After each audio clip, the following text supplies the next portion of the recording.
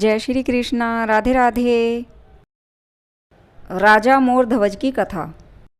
महाभारत के युद्ध के बाद अर्जुन को ये वहम हो गया कि श्री कृष्ण जी का परम भक्त और सर्वश्रेष्ठ भक्त सिर्फ मैं ही हूँ।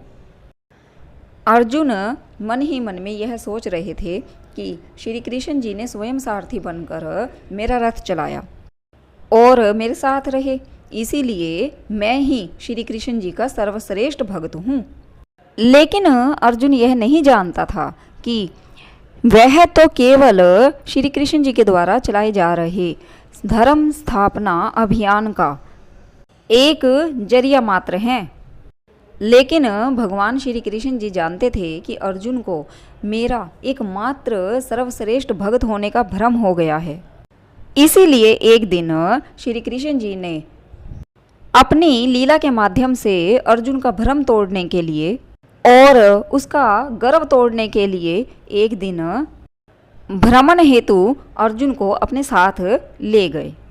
श्री कृष्ण जी ने अपना स्वयं का और अर्जुन का जोगियों का वेश बना लिया और वन से एक शेर अपने साथ ले लिया और इस तरह श्री कृष्ण जी अर्जुन और शेर को लेकर चलते चलते पहुंच गए मोरध्वज के मुख्य द्वार पर।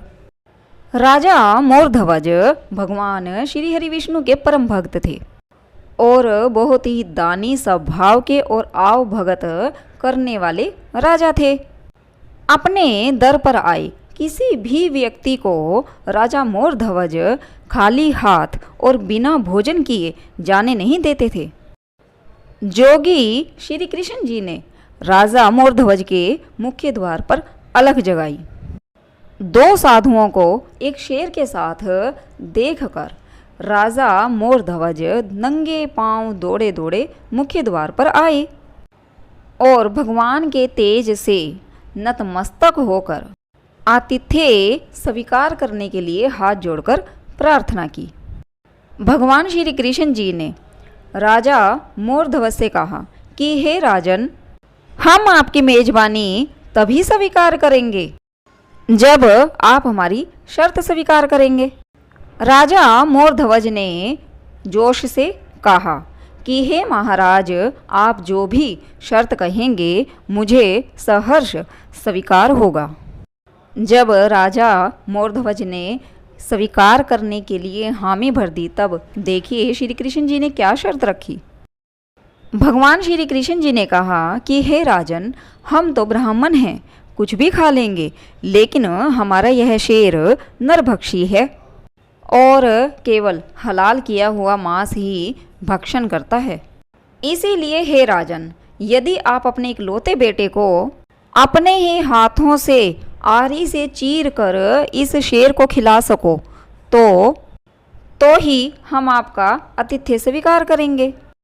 परंतु हे राजन, यह बात स्मरण रहे कि आप दोनों की आंखों से आंसू नहीं आने चाहिए।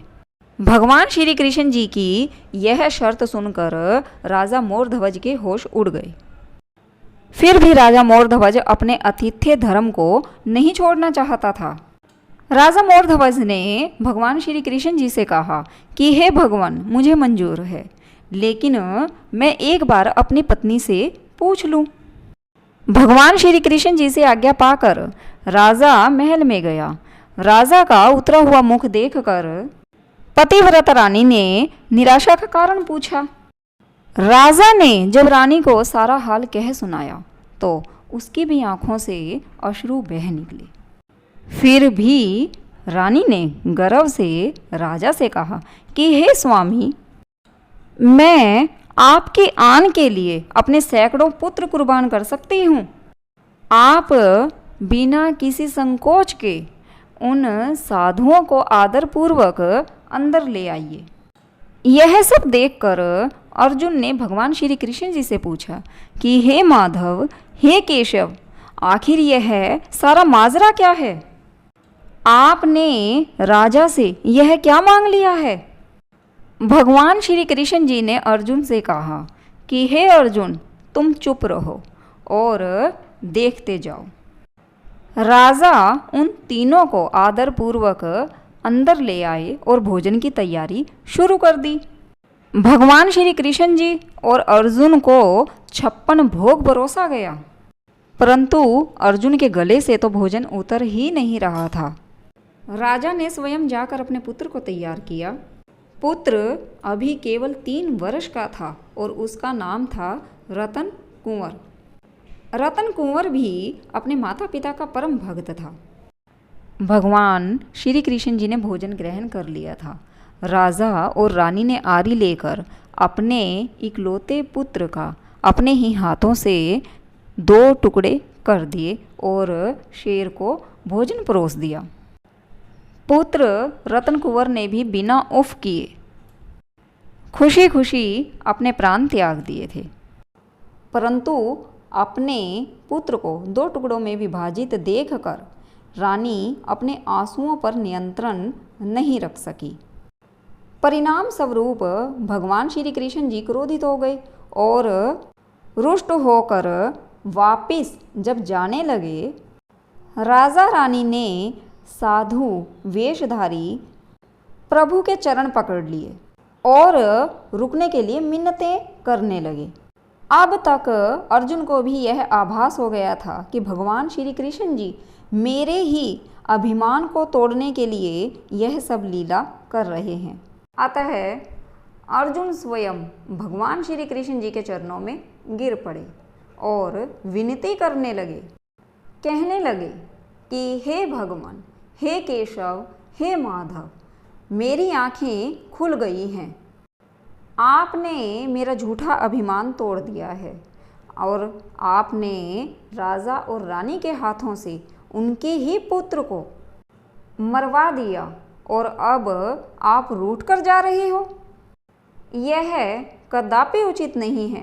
हे प्रभु, हे केशव, हे माधव, कृपया करके आप मुझे माफ़ कर दें और अपने इन भक्तों का भी कल्याण कर दो। तब भगवान श्री कृष्ण जी ने अर्जुन का घमंड टूटा हुआ जाना। राजा और रानी के सिर पर अपना हाथ रखा और कहा कि हे रानी, उठो, अपने पुत्र रतन कुंवर को आवाज़ देकर यहाँ बुलाओ। रानी ने सोचा कि पुत्र तो मर चुका है और शेर के उदर में भी समा चुका है। अब भला यह कैसे संभव हो सकता है कि मैं पुत्र को आवाज़ लगाऊं? अब भला इसका क्या मतलब? रानी बोली कि हे ब्राह्मण देवता, पुत्र तो शेर के उदर में समा चुका है। अब भला यह कैसे संभव हो सकता है कि मैं अपने पुत्र को आवाज़ लगाऊं? तब साधु रूपी भगवान श्री कृष्ण जी बोले, एक बार मुझ पर विश्वास करके मेरी आज्ञा का पालन तो करो। साधुओं की आज्ञा मानकर रानी ने अपने पुत्र रतन कुंवर को आवाज़ लगाई। कुछ ही क्षणों में एक चमत्कार हो गया। मृत रतन कुंवर, जिसका शरीर शेर ने खा लिया था, वह हंसते हंसते दौड़ा दौड़ा आया और अपनी माता के गले से लिपट गया। भगवान श्री कृष्ण जी ने राजा मोर ध्वज को और रानी को अपने विराट रूप के दर्शन कराए। पूरे राज दरबार में भगवान श्री कृष्ण जी की जय जयकार गूंजने लगी। भगवान श्री कृष्ण जी के साक्षात दर्शन पाकर राजा मोर ध्वज ने अपनी भक्ति को सार्थक मानकर उनकी आंखें भर आई और वे बिलख बिलख कर रोने लगे। भगवान श्री कृष्ण जी ने राजा रानी को वरदान मांगने के लिए कहा। तब राजा और रानी ने भगवान श्री कृष्ण जी से कहा कि हे प्रभु, हे भगवान, आप अब कभी भी भविष्य में अपने किसी भी भक्त की इतनी कठोर परीक्षा मत लेना जैसी आपने हमारी ली है। भगवान श्री कृष्ण जी ने तथास्तु कहकर उन्हें आशीर्वाद दिया और पूरे परिवार को मोक्ष की प्राप्ति दी। और इस तरह से भगवान श्री कृष्ण जी ने अर्जुन का घमंड चूर चूर कर दिया, चकना चूर कर दिया। जी हाँ, भगवान श्री कृष्ण जी ऐसे ही हैं। अपने परम भक्त पर अपनी विशेष कृपा सदैव बनाए रखते हैं। अगर उनका कोई भक्त किसी तरह के दोष से ग्रसित हो जाता है तो उनके दोषों को दूर कर कर अपना आशीर्वाद देते हैं। भगवान श्री कृष्ण जी ने अर्जुन का घमंड चूर कर दिया, उन्हें दोषों से रहित कर दिया। ठीक श्री कृष्ण जी अपने भक्त पर इसी तरह से अपनी कृपा बनाए रखते हैं। जय श्री कृष्णा, राधे राधे। आपको मेरी वीडियो कैसी लगी तो प्लीज़ ज़रूर बताइए। अगर वीडियो अच्छी लगी है तो वीडियो को लाइक कर दीजिए, शेयर कर दीजिए, सब्सक्राइब कर दीजिए और हाँ, कमेंट्स करके ज़रूर बताइए कि आपको मेरी वीडियो कैसी लगी। और अगर आप मेरे चैनल पर नए हैं तो प्लीज़ चैनल को सब्सक्राइब कर लीजिए ताकि मेरे आने वाली वीडियो की नोटिफिकेशन आप तक पहुंच सके। जय श्री कृष्णा, राधे राधे।